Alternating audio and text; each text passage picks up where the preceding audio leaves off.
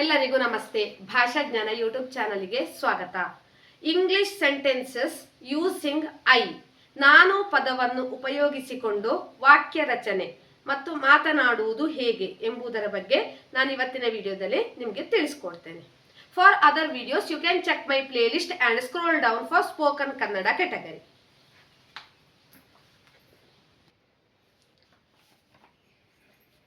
First sentence is I drink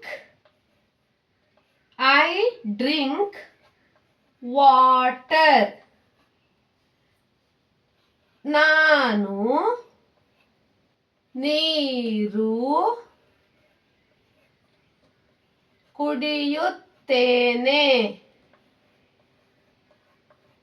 ನಾನು ನೀರು ಕುಡಿಯುತ್ತೇನೆ. Second one, I drink milk. I drink milk. ನಾನು ಹಾಲು ಕುಡಿಯುತ್ತೇನೆ. ನಾನು ಹಾಲು ಕುಡಿಯುತ್ತೇನೆ. Okay? Yes. Third sentence, I am happy. I am happy. ನಾನು ಸಂತೋಷವಾಗಿದ್ದೇನೆ. ನಾನು ಸಂತೋಷವಾಗಿದ್ದೇನೆ. I am happy. Fourth sentence, I go to sleep. ನಾನು ಮಲಗಲು ಹೋಗುತ್ತೇನೆ.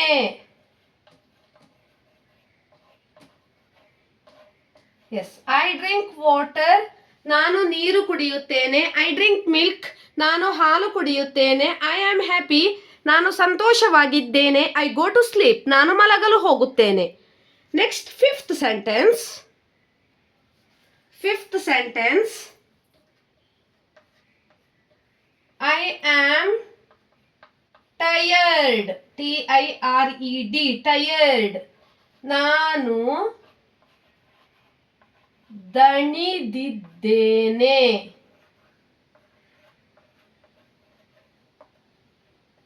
Sixth one, I am ready.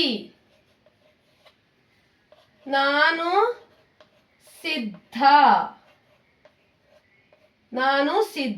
I am ready. Seventh one, I am a student.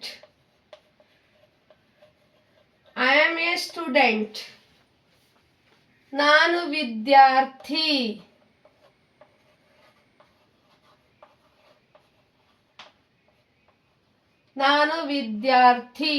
Eighth one, I am at home.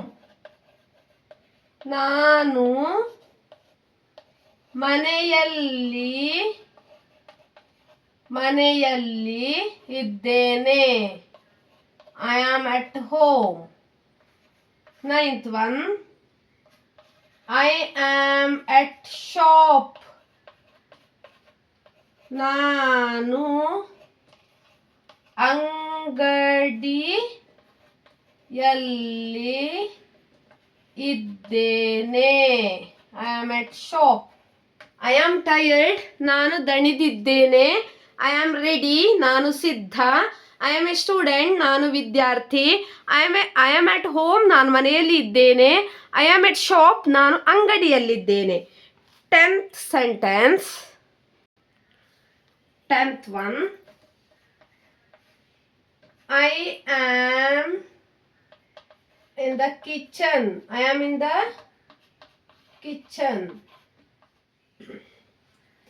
ನಾನು ಅಡುಗೆ ಮನೆಯಲ್ಲಿದ್ದೇನೆ.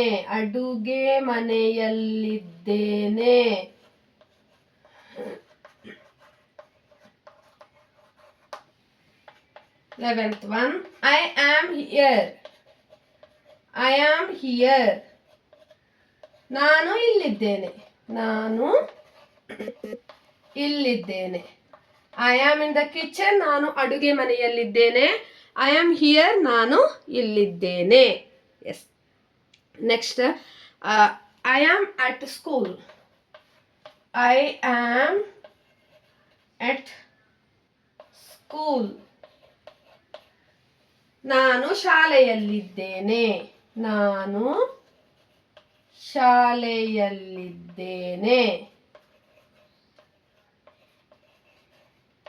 Yes, these are all the sentences using the English sentences using the I.